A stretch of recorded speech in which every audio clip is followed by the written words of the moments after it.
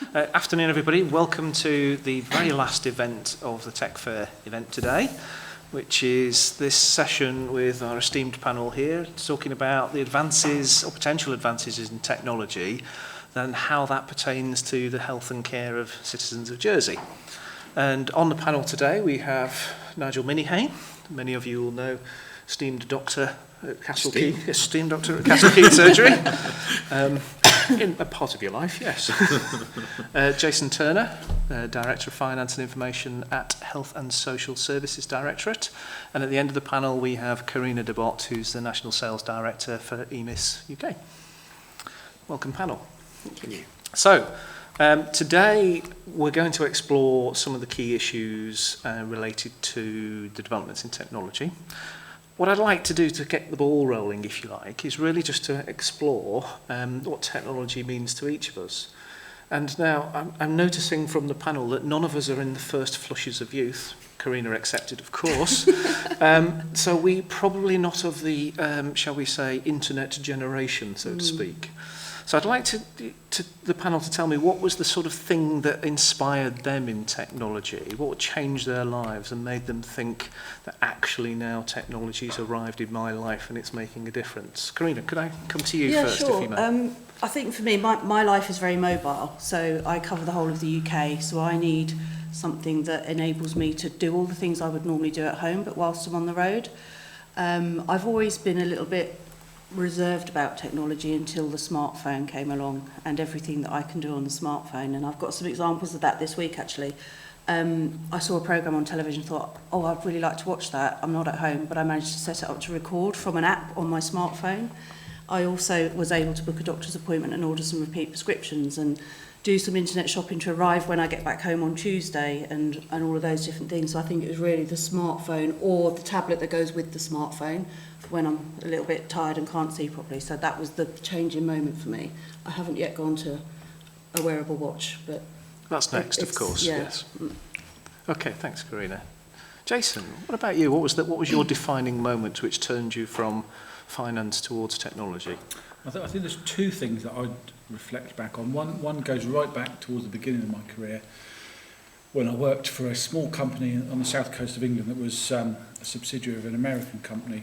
And I remember arriving in the organisation, there was a big typewriter machine in the corner of reception that turned out to be a telex, which clunked away in the corner like a typewriter with nobody typing, receiving messages from America. And I've refreshed my memory how fast that worked, and it worked at a speed of 66 words per minute, churning through this thing. And in the few years that I was in that company, it went from telex to fax to a computer in a little cupboard with this funny box attached to it which made lots of squeaky noises. And we went from sending and receiving information on this big typewriter to effectively emailing spreadsheets to America within the space of a few years. And that fundamentally changed the way that organisation worked with its parent company. That was one thing that I think changed at the beginning of my career. More recently, I've got one of these currency cards that you run from an app on your phone.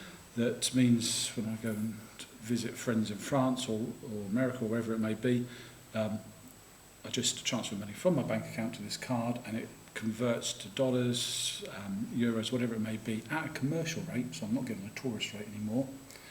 So no longer do I have to go to the post office and go and get cash, prove my identity every time I go and collect my cash. So it's gone from being a bit of a trial every time I leave the island to actually being really simple.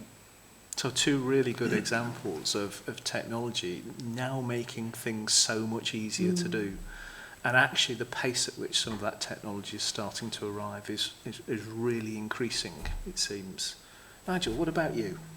I didn't really have a Damascus moment, or Domestos. Domestic then, wasn't it? Yes, Domestos. And then when I was a lad, my father was actually an engineer.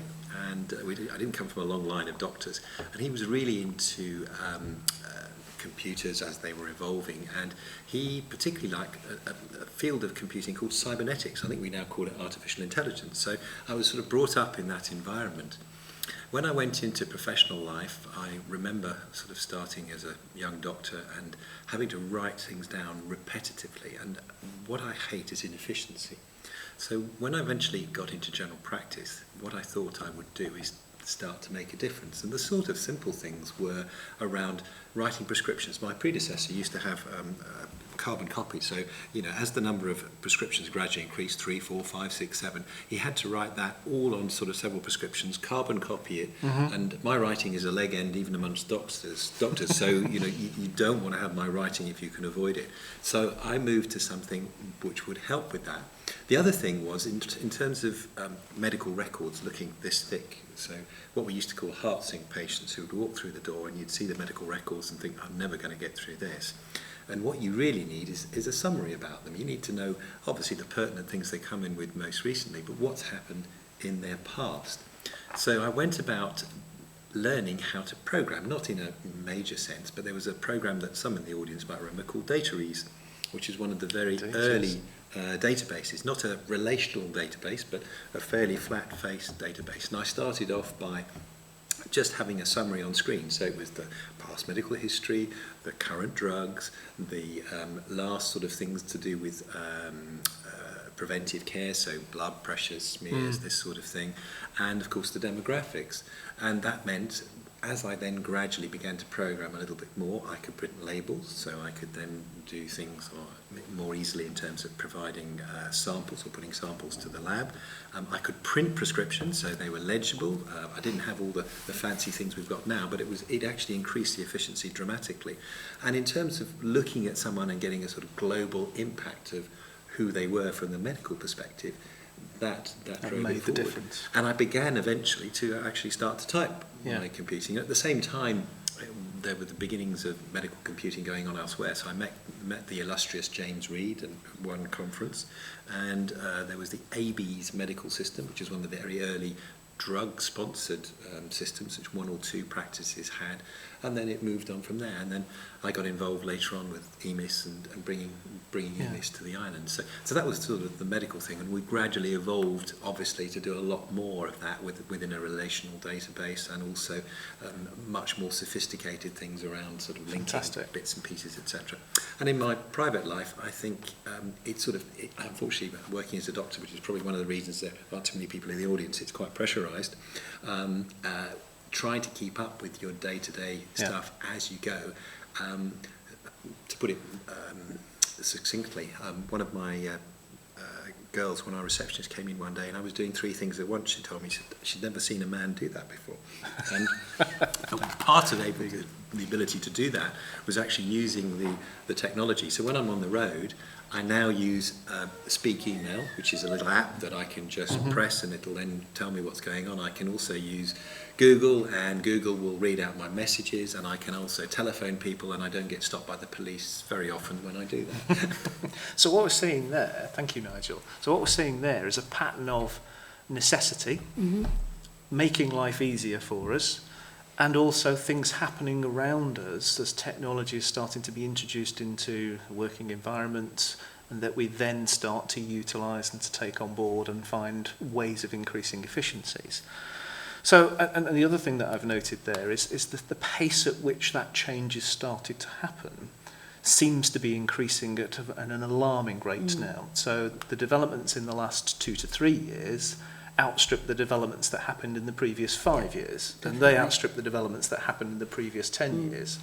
So every day we're seeing something new in the press, aren't we, about the latest medical advance or the latest data or technological advance, the stuff that we have on smart watches or smartphones, capturing information about heart rates or number of steps that you should have done in a day. I promise I did do 10,000 yesterday. So what are we seeing as the sort of big things that start to drive change as we see in health and care tech? From a primary care perspective, Nigel, what are the things that are starting to appear on your landscape as things you need to be thinking about next that are going to make the difference, to get the efficiencies that you talk about or to improve the experience or that journey? I think I'd like to answer that in sort of 3 parts. There's the sort of present and how that might change things in the immediate future, or relatively immediate future, and then a little bit further down the line, because I think that's the interesting bit. It takes me back to what I was saying about my experiences as a lad with my father. So the immediate thing at the moment is that we're seeing in primary care 20 years worth now of evolving IT. And in fact, the only thing that's really held things back there has been the development of the IT itself. And because my primary care colleagues in the main have embraced this wholeheartedly because they can see the advantages and the sorts of thing I've already touched on in the first question. I think that the next stage is going to be around how we make that across the whole medical piece. So we're beginning to move to that in Jersey with our other colleagues in the community, such as family nursing and the hospice. But equally, our colleagues in hospital are important. And what we're hoping to move to next is the next progression of database, where we have a lot of information, and then the information presented to the operator in the system in which they're used to using, and then with extra bits that are useful to them. So what I mean by that, for example, from my perspective, working in primary care, would be all the things I mentioned that I had in dataries, but now a little bit more. We've got, for example, the interactions between drugs, but what we've also got is where they're linked to disease, how they might be a problem if we try and change drugs with something else, and all those sorts of things which are reminders of what we can do. So you're getting sort of assistive technology. So we're getting assistive technology. The data's helping you, and the technology's helping you to support your decision making. I've set up with other colleagues such as Russell in the audience things, little algorithms that just help in the background, just to sort of point out little things like, well, this chap's renal function is dropping, so be careful, and those sorts of things help in terms of providing information. So I've used the mantra across health that it's about wrapping data around the patient, but it's important that those people who are dealing with that data are able to deal it in the way in which they're used to.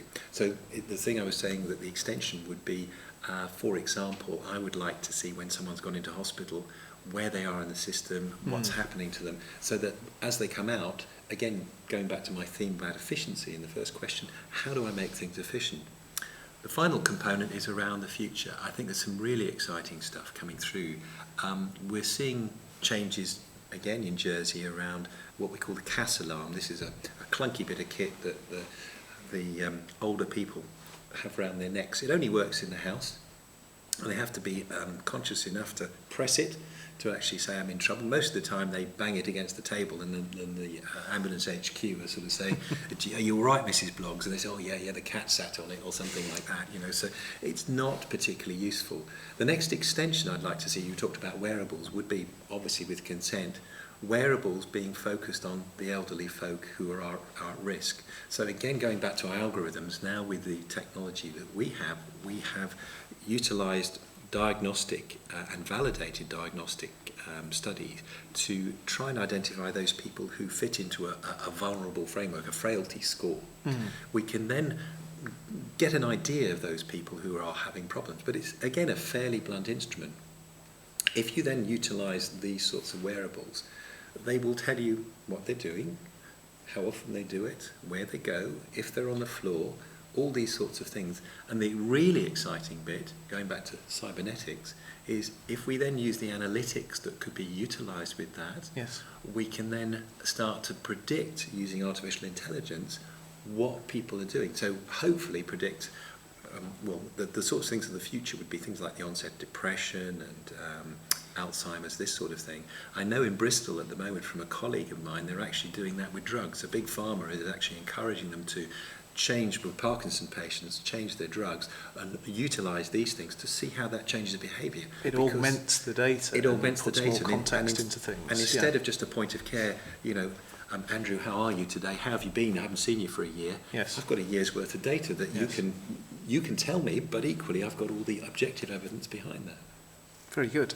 I'd like to come back to that point in a moment about the data itself, but I want to give Karina and Jason a turn at telling us what they think are the sort of big technological advances that are going to make the difference. Karina? Yeah, so they're quite similar to Nigel's to a degree, but it's across a broader spectrum, so primary care, community, secondary. And a lot of it is about the data, so it's a combination of the data and the technology to get the data from one place to another to follow that patient. And also the ability for the patient to decide who sees what data at any given moment as well. So for example, there is an example now where a patient can share their data via a link to a consultant. It's available for 24 hours. That patient is, the consultant is given a PIN number. So when they go to see the consultant has their medical record for that period of time. That's an example of where a patient controls that data using an app. The data being available in, for example, a primary care system, but including data from the trust, you know, from the secondary care and from community. A patient turning up at A&E and the clinician there being able to see the medical record, even if it's just medication and the last 4 consultations, it may have a massive impact on how people treat the patients on presentation. And going back to something that Nigel said as well around the wearables, there's already technology that allows you to record things like your walking, your paces, your heart rate, other long-term conditions that actually do feed into a medical record. So if you're suffering from high blood pressure, for example, and you're at the GP surgery and the reading's very high, you may find that when you do that reading outside of the GP surgery and in a home, over a period of time it's actually not high. And it balances itself out, and it can be part of the consideration for how the GP would treat you for your high blood pressure. So again, a sort of richer picture of information. Absolutely, yeah. Enabled by some of the technology, Yeah. both from a personal perspective and also organisational and care services perspective. That's quite important in the future. Okay, Jason, what about you? What about your perspective on things? I could agree with both Nigel and Corinne on both those points, and I do agree. I think the sharing of data will be crucial to everything we do. However, for some variety, I thought I'd give a couple of other examples. We operate quite a big pharmacy within the hospital, and something that perhaps people aren't quite so familiar with is that we do actually have a very sophisticated robot in the pharmacy. And to give some flavour for how this is developed, if you go back several years, it was all done manually, so taking the drugs when they're delivered, stocking the shelves, then checking them back out when they're prescribed to patients, and you can imagine the checks are many-fold to make sure the right patient gets the right drugs. Our latest robot now, you can load it up with the drugs when they're delivered, it knows where to store them, how many there are, all that kind of thing, and then again when you want to issue the drugs, it knows where exactly to go on the shelf to get them and how many to get and so on. So there's technology behind the scenes that is there and delivers improvement in patient safety and efficiency, as well as the technology that perhaps we see at the front line. So that's one example. I think another example which applies to the health service and many other services as well across the island would be the amount of papers that are produced to support meetings and decision-making processes and so on. I can tell you inside and outside the States, the numbers of papers are probably that deep every week in terms of just meetings that I go to. One of the things that we're in the midst of doing in HSS is actually turning all those papers into e-meetings so that they are all managed through an electronic device where those papers are available to everybody, the records of the decisions are available to everybody, all the background is there and can be found today, tomorrow and long into the future. And that's, whilst not a health specific thing, is quite crucial because that's where we record our decisions and that's how we have a lot of governance around the care that we provide. And to be able to do that in a more efficient and effective way frees up people's time and resource to put back towards patient care. But there are also aspects of that could be equally applied to medical records, for example. You know, you have very large medical record stores in practice and in the hospital. That same principle could be equally applied to make that information accessible at the point of need and to make the process much more efficient. And do you see those kinds of things starting to become much more relevant to, say, our new hospital build in Jersey over the years? It will be absolutely essential, regardless of the new hospital, to achieve some of the benefits that Nigel's been talking about and Karina's been talking about in terms of sharing that data. We've got to make sure that there's a richness of data available to the person caring at the front line. And that's fine going forwards if we start collecting all our data digitally, but we've got many, many years of patient records that are historic. And when Nigel sees somebody for the first time, it's no good if there's no history there. So we've got to get that history there. And it's got to be in a structure that makes sense, and you can search on it and you can have alerts based on it and so on and so forth. So that will be crucial. So call it document management or whatever you want, but we've got to have a program of work to digitise some of that information. Okay, thank you. I'd just like to challenge you all on one of the points that's come up through the conversation, and that's about, you know, it's a great idea to have more information and more context about an individual. So a bit more of information from devices or the environment in which somebody's living for frail elderly or something like that, and more information from digital records being able. But aren't we approaching that point where there's now just too much information to be able to digest that? How do we deal with that kind of situation? Nigel, you must see quite a lot of that information and wade through those details on a daily basis. I was kind of alluding to that earlier on when I said it's a summary screen. So what you want to know is the summary, but have the ability, and I think you're saying the same thing with document management, the ability to drill down to why were the decisions made, what was going on, if you need to. But most of the time, you just want the ability to see the summation. So the thing that I would dread would be the worried well wearing one of these things, giving me their blood pressure every 10 minutes, because actually they're not the people usually we want to see anyway. They're usually middle class, they're usually looking after themselves, otherwise they wouldn't have one of these things. And so actually I'd discount them. It's the people that we don't see that we always worry about in primary care and also in secondary care. So actually we need to look at a more pervasive thing, and that's where I think that's where the summaries come in. So when you get the big notes or the previous big note patients, you have all that data to hand, and in the main it would be aggregated data. That's what you're saying. So who makes the decisions about what's the most important information? What you really want to be able to do is to take all this swathes of information and say, tell me the important facts about that. How do you discern what are the important facts about that from the morass of information that's available to you? Different things will be important to different people. You've seen 3 different perspectives already on the panel. So what we've talked about quite extensively is a sort of core data set. So there'll be core data sets that everybody would want. So demographics we've talked about in Jersey should be part of the whole, not just health, but social security, the tax office, education, whatever.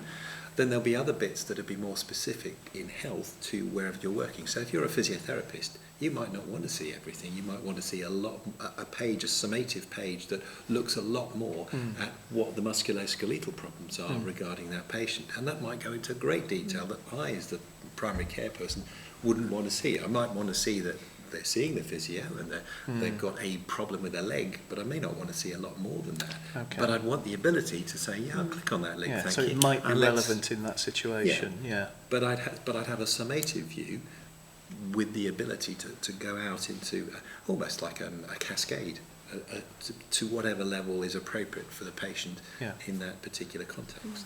And Karina, can technology help us achieve that summation, do you think? Yeah, and what definitely. sort of thing would that be?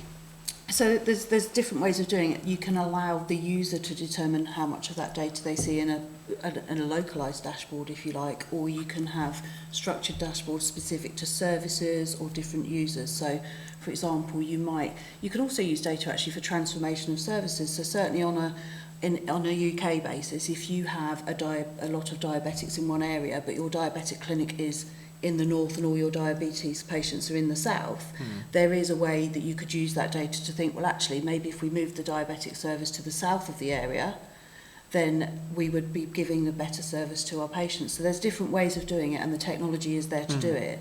I think the key to that is understanding what you want from the data, but also the quality of the data that goes in as well, because the data will only be as good as the data that goes in.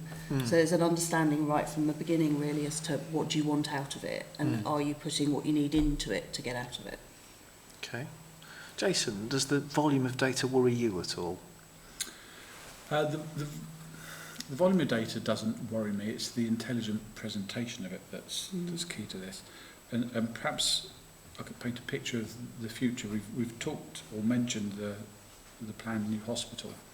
There are things that building that new hospital will allow us to do that we just can't do at the moment.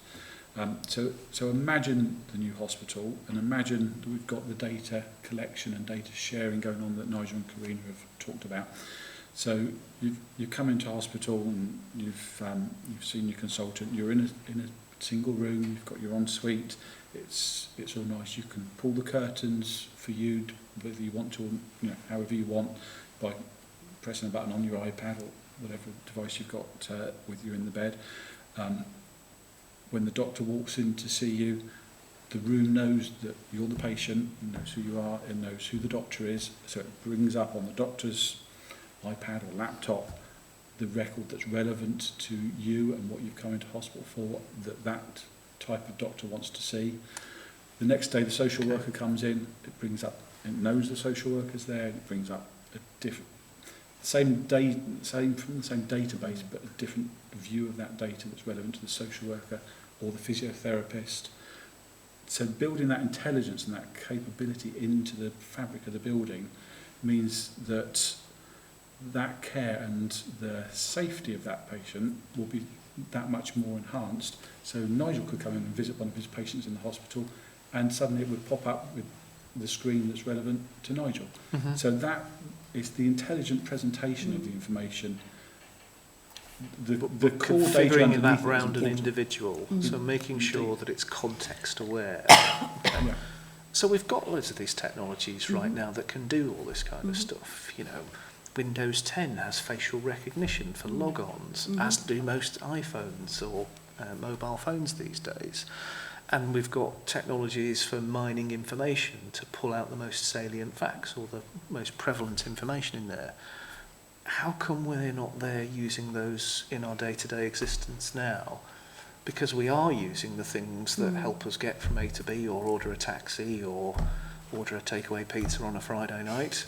We're using things in an almost trivial sense, when actually we should be using those things for the real important things like care and safety and looking after our own well. What's stopping us? Nigel, what do you think's getting in the way? Why can't we use these technologies? Well, as I said, I think in primary care we've been very keen to do it, and if anything, the obstruction has been simply that the capabilities have only come on, as you say, in leaps and bounds in recent years. So we've seen big changes compared to my original data years, and then original EMIS years, our original sort of software in general practice. So we've moved from very small databases to larger databases to those that are linked to, from standalones to now web-based. And so we've seen a big change. I think there's been a reluctance to use them.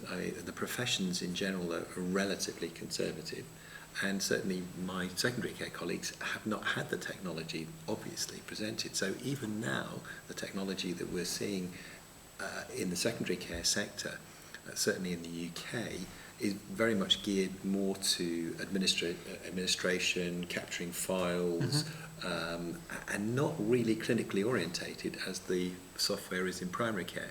So I think we do need, although the technology is there, I think we probably need a shift of emphasis to make that possible. And equally, data sharing has been a relative problem. So if you look at the situation in the UK, they went to a summary care record, and there were certainly lots of my medical colleagues were desperately unhappy about sharing their data in any specific form, and that was one of the reasons that the spine, as it was called, the health spine, was cost billions of pounds, and I don't think it was regarded as particularly successful. So I think we have to be careful how that works over here. As you rightly say, I think as a clinician I want to be able to see a richness of information. And I think there are two aspects to that in terms of data sharing. One is if you're dealing with an individual on a one-to-one basis, as long as you haven't turned off the tap at the beginning, which is an ability, certainly we have that in Jersey and in most of the UK, then you can actually ask the patient, him or herself, what can I see? And that's assuming they haven't got access to their own data, because they might provide that too in any particular setting. The problem comes when you're looking at best interest decisions, when you want to sort of drill down to patient data and say, well, who are the diabetics and what is their name and what are they doing and why are they doing it? That's where you're going to need much more specific guidance and legal and ethical support. So what I'm absolutely taking the point there, that some of the rate limiting factor in the adoption of technology appears to be the humans that are in the middle of that process. and also the sensitivities around using that information in a context that we've not yet properly thought through. So how do we break through that then? How do we get the people to think about the technology in the right kinds of way? Jason, you're in the midst of working through the redesign of a major hospital at this point in time, which is thinking about trying to change the way in which things work, therefore changing the way in which people will have to work in that environment. What are some of the things that you're going to have to be able to do to try and move the game on?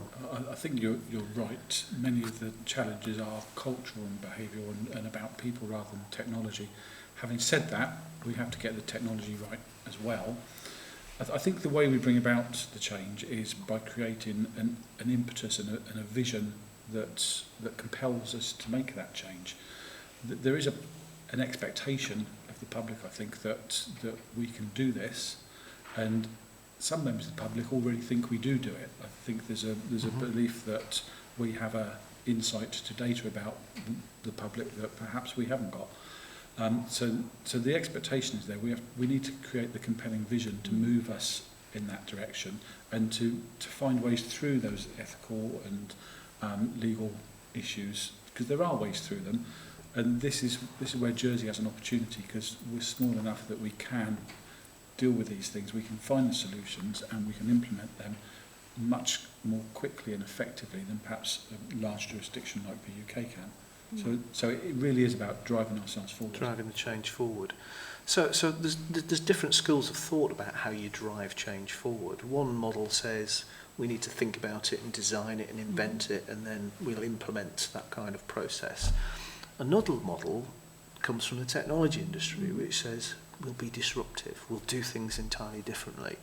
Do you think taxi firms had an idea about a grand vision of that they were going to invent an Uber over here and that would change the way in which things work? It just emerged, it happened, and it was almost a social movement in some senses.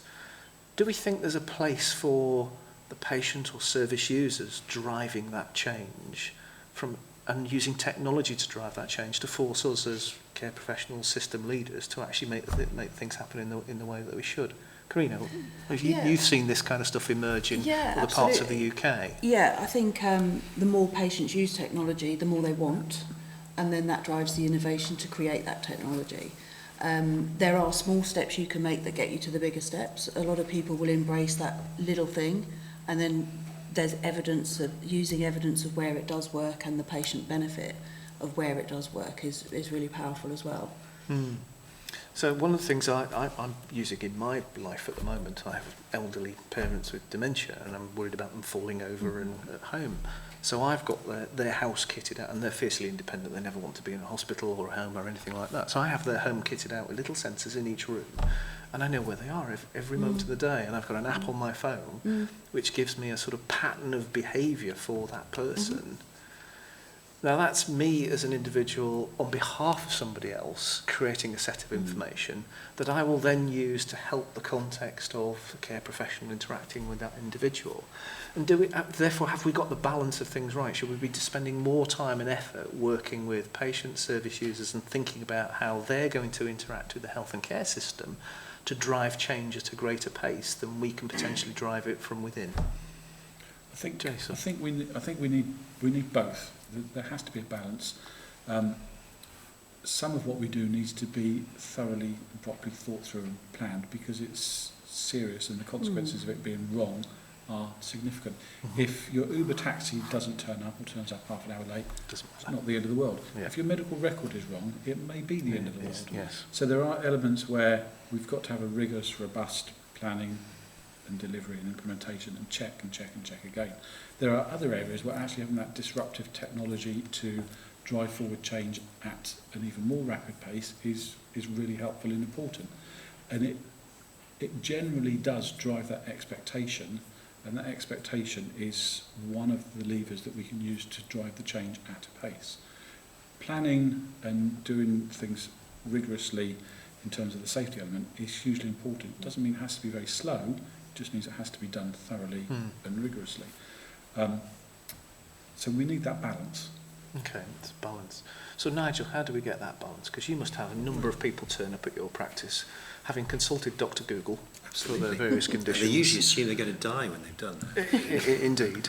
And so you've got to take some of that information on board and then balance that with some other information. How do you do that and as Jason says, make that a safe kind of process? Because some of that information actually might be quite critical. Sure. I'd like to follow up actually on how do you check your previous question firstly, and that is, I use the phrase no-brainer, so I've seen it. So when I say to colleagues, well, why are you writing out those prescriptions when you could print them? Why, when you put everything together and you get the interactions, do you want to look that up in a book? And what happens, I've seen complete Luddite individuals come back, and they've come back to tell me, said, do you realise, Nigel, what you can do? No, I didn't have a clue. So you've influenced them so to you've think a different influenced them way. that way. And the same, really, the no-brainer principle applies to the patients as well. So when I'm talking to patients now about accessing their records, I said, well, you can utilise that. If you go on holiday and you cut your leg and you go into the local ED somewhere, you can show them on your phone or your iPad, these are my records, these are my allergies, these are my drugs, this is what my doctor last said.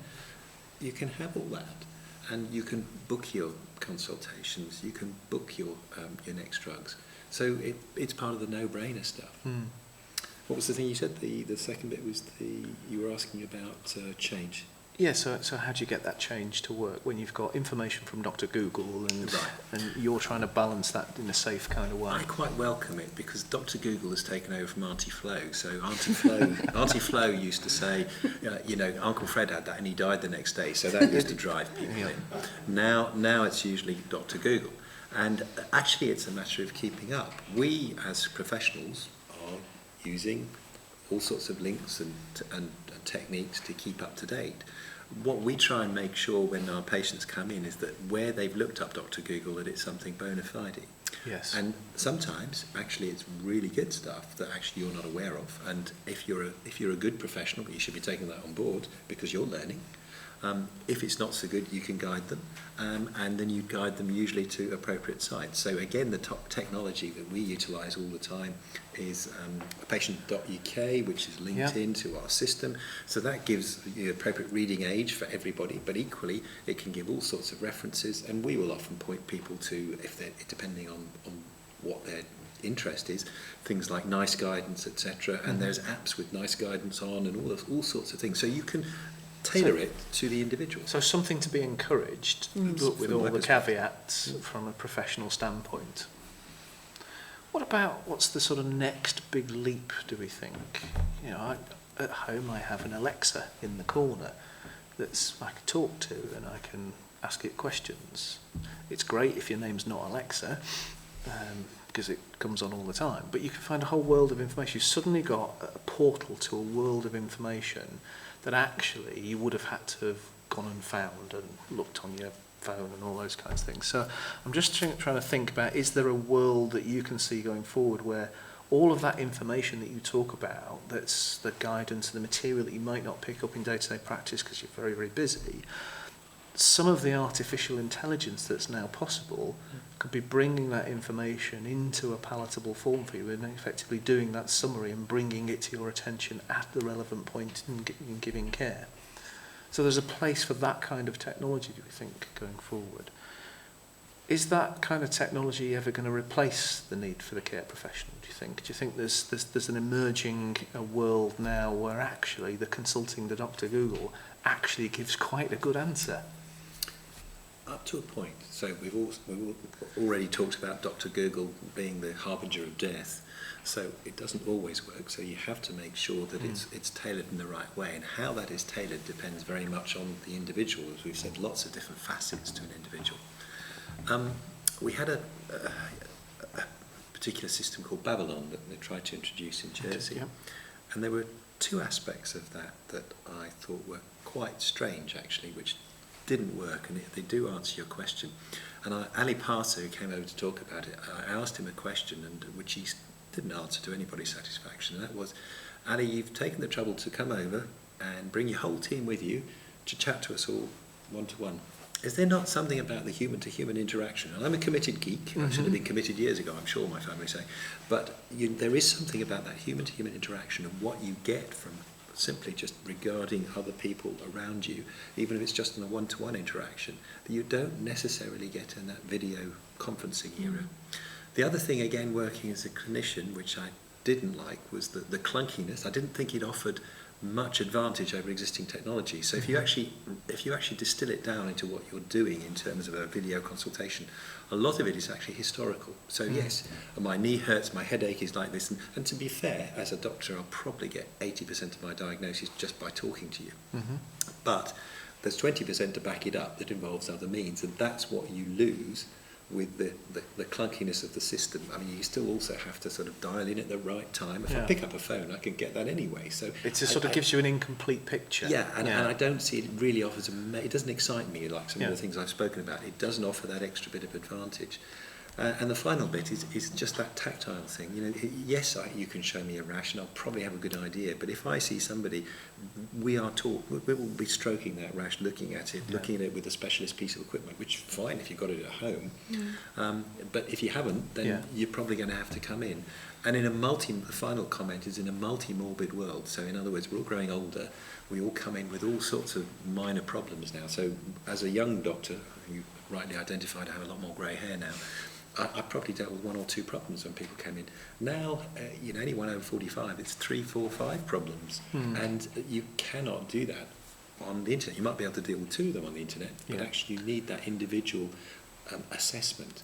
So there's a place for that kind of thing, but it's one of the tools in the kit bag to be able to deal with the right kind of situation at that point in time. Is there a place where the technology actually is better than the human?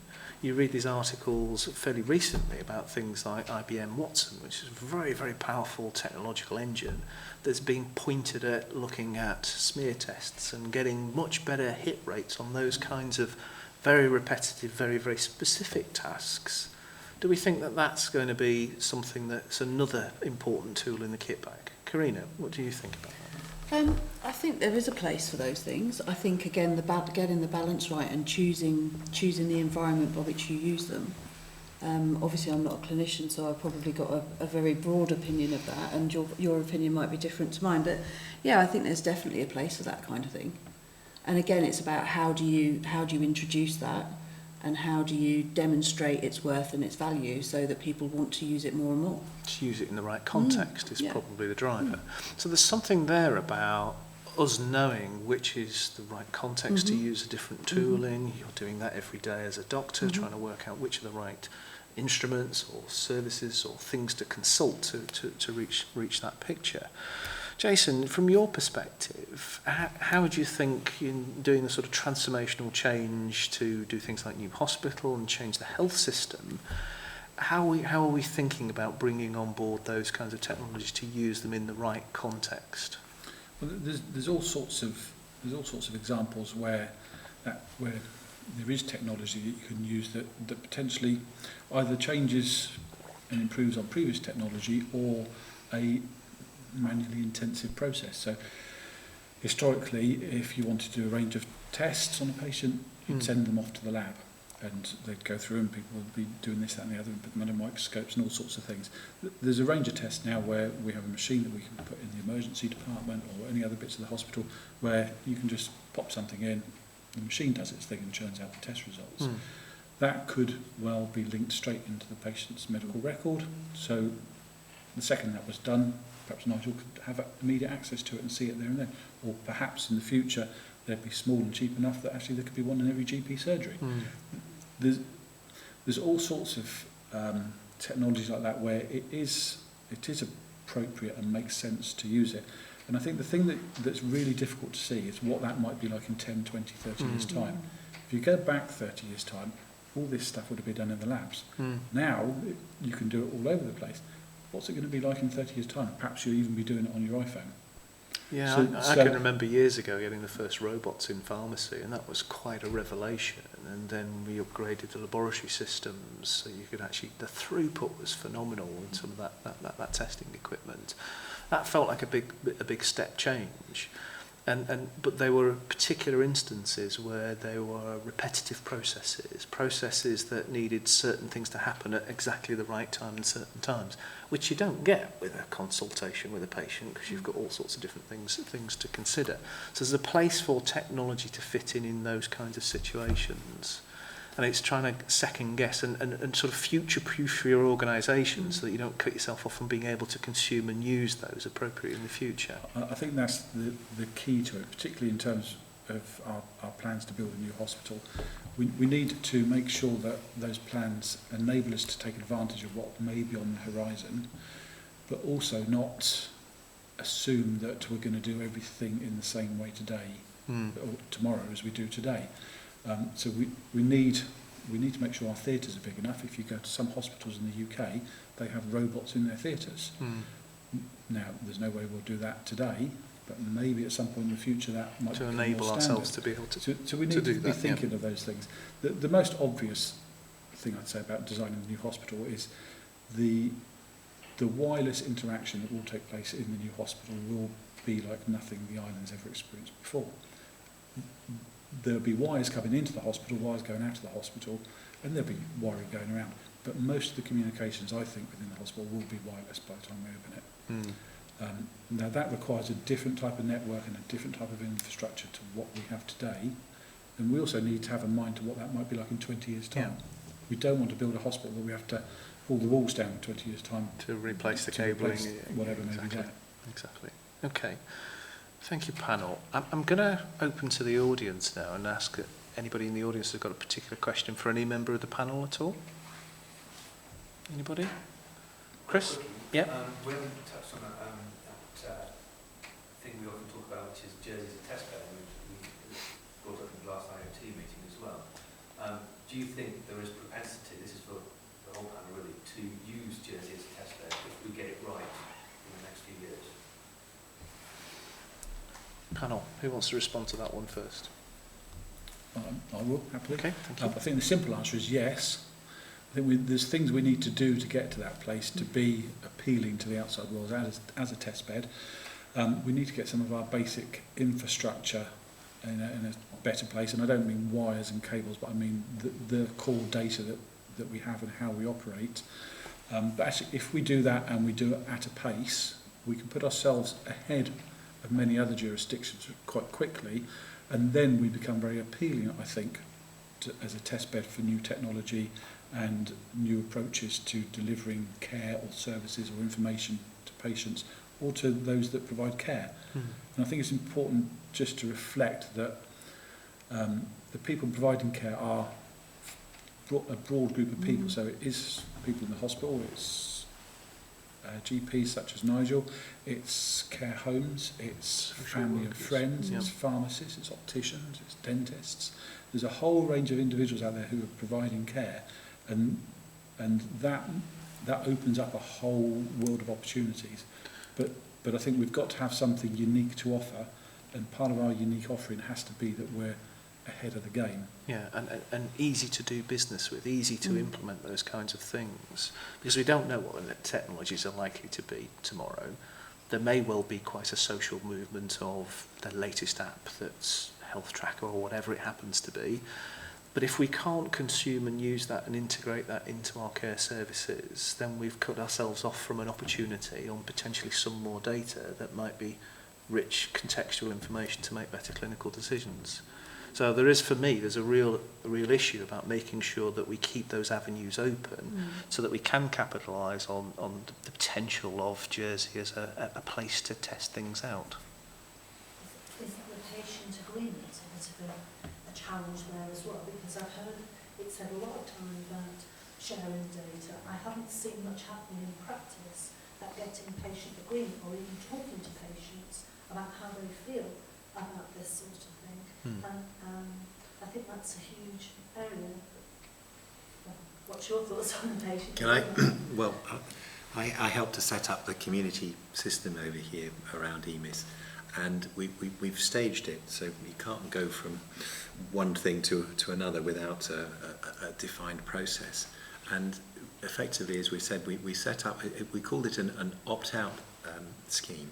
And I went to the data protection registrar probably 2 years before we went to any technician to say, how do we handle this? Because with my colleagues in the UK worried about how things would go in terms of a summary care record, I was conscious that we would have to be very careful. Equally, I knew at an early stage, this was 2007, that actually we needed, as a clinician, that richness of data around people. So perhaps maybe a little avant-garde at that stage, but how do we get to it? So the way we set it up was that opt-out, which she was accepting of, and there were other jurisdictions, larger jurisdictions, that looked at this, and there was something like a 3% opt-out, max, and we didn't get that in Jersey. We then we did it through a media release, so we made it very careful and we said that anyone could turn it off. So we had a few lawyers who said, no, I want to turn it off at source, thank you. And we said, well, you do realise, yes, yeah, we realise, well, maybe they don't, but they cannot share. So even further down the line, which I'll talk about in a second, we cannot share their data. We then said, well, what we would do is then share data in what we call an unlinked anonymous way with health intelligence. So we were able to, the way I got my colleagues, because it took a long fight to get them to realise this, was to say, well, if you can imagine little spaces in a toaster, you're all little bits of toast in a toaster, but you're all one toaster. But you can't see the other bit of toast unless you need to. So in the day, if you're not registered with me, why should I see your notes? There's no reason to. So only you or your practice, as is the norm, or has been the norm with the Lloyd George envelope, will be able to see that data. So that's the way we set it up initially. However, in the data intelligence, health intelligence service, they can't access anything that actually gives them the person, even a number. All they can say is, we have 200 diabetics in Jersey, and that's about it, really. What we can do, though, is to unlock the key, and we did this actually very sensibly. We had this year, if someone has their spleen removed, for example, if they've had a road traffic accident, they're at risk of an overwhelming infection with a bug called streptococcus. And we give a vaccine for that every 5 years. So what I did in my surgery was set up a little questionnaire to say, well, how does that work? And then passed it to Health Intelligence. And what they said, well, you've got X number of people in the island. And what they were able to do is feed that same question back to each surgery. So each surgery was able to identify the people who needed the intervention. No data breach. We then looked at the other component initially was around out of hours. So this is what I was alluding to earlier on about saying where you have a patient in front of you, it's quite easy to say, well, Mrs. what's her name, can I look at your data? As long as it's not been turned off at source, and she says yes, then I can press the button and I can look at all that data relevant to her. Or equally, as Corinne says, we can actually have the data from the patient. The next stages for us in Jersey are around what we might call cohort-driven care, similar to the general practice model, whereby in family nursing and hospice, at any one time they will have a number of clients on their books, but they will be asking for consent to share data with each individual patient, and it's only while those people are on their books that they will be sharing with anyone else. Once they go back to their own practice's care, they won't be on the books anymore. We then go into the hospital, and as I said, one-to-one's not too bad, but when we're starting to look at, if we say, well, how many diabetics live in St Mary's, could we move a clinic there, and who are they, and are they particularly at risk? That's when you start going down to more sensitive data. And as you rightly point out, there has been very little consultation. So the big thing for me as a clinician, and I've made this clear in health circles, is we actually have to write with media consent, probably to every individual person in the island, to say, this is what we're going to do with your data. It's going to have to be a very carefully worded letter with legal advice, etc., saying this is what we propose to do. If you feel you do not want this, then you write back to us. But then I think everyone, according to there's a particular set of principles that we look at, and Caldecott 3, that's the third formulation of this particular set of principles, stipulates we will have to do that. So we have an onus on us to do that, but the patients will be involved at that stage so that they know we can begin to use all this richness of data in a much more beneficial form for them. Thank you. Does that answer your question? Yeah. Thank you. I think there's a technological aspect to that as well, isn't there? That, you know, if we're going to use technology to make processes easier, there's an element of using technology to make the process of consent and sharing and retraction a lot easier than we do right now. A trivial example, but on your iPhone you can turn off things like location services for certain apps. Yeah.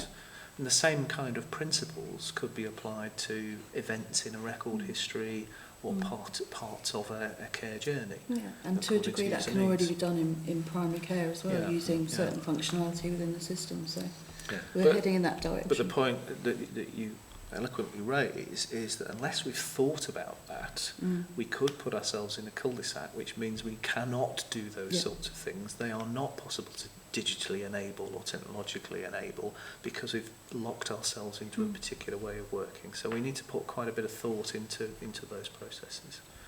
Okay. Any more questions from the audience at all?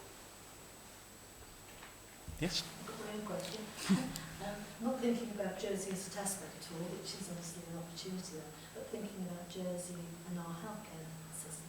What do you see as the key priorities? Are you thinking sort of chronic, acute, preventative? Because they're all quite very, very different areas, and it's a huge opportunity for us. It's very, very vast. What do you see as the top priorities?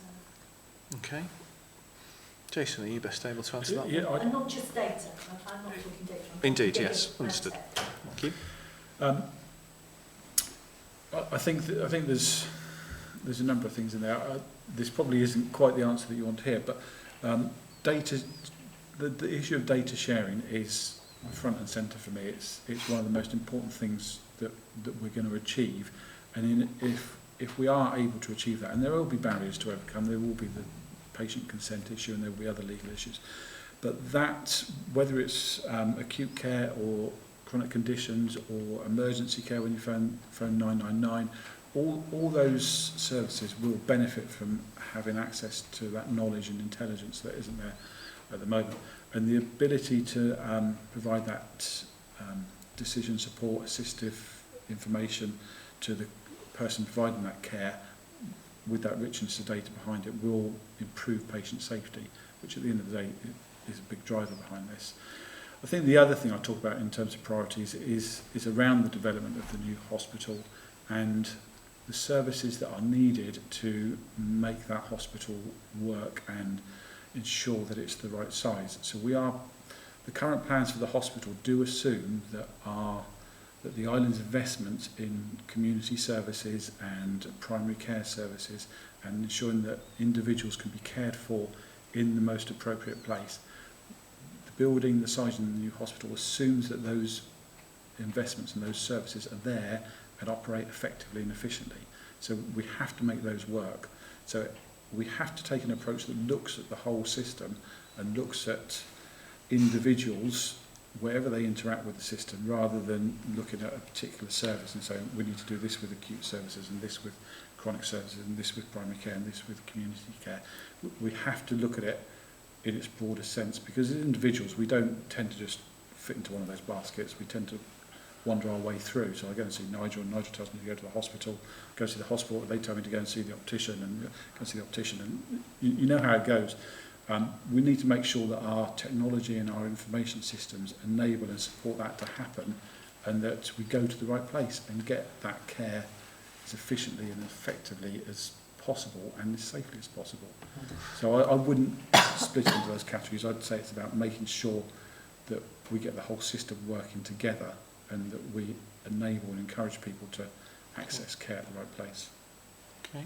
Jason, can I just pick you up on one of those points? I mean, how much of a big deal is prevention in thinking about the right sizing of services? Because the more and more of that kind of activity we can do, the theory goes that there are less people that present and there are less people that then need medication and treatments down the line.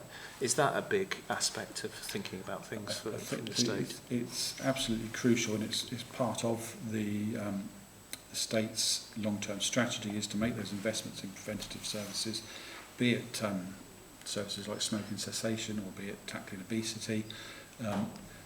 Those are all areas where we're making investments. They're all areas where the technology and the information, if we get it right, can assist in delivering those services and assist in understanding and assessing how effective they've been and then adjusting them to improve them further.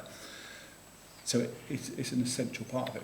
And for me, that a lot of that hinges on good data to do Yes. that. I mean, you've seen big gains in certain parts of England where risk stratification and large volumes of data are now being used to target services in the right areas, to identify clusters of patients that people that are not yet patients but could turn into patients very quickly without the right kind of early interventions. So for me, I see data as a really important part of thinking through how health and care goes forward in the future. So I think we're probably, Gwyn's looking at me, I think we're out of time.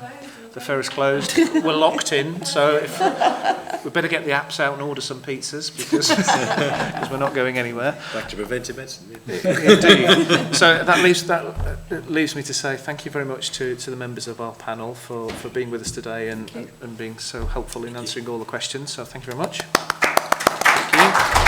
And thank you for our audience turning up at 4 o'clock to 5 o'clock on a Friday evening when there are plenty more other things to do. We wish you well. Thank you so much. Thank you.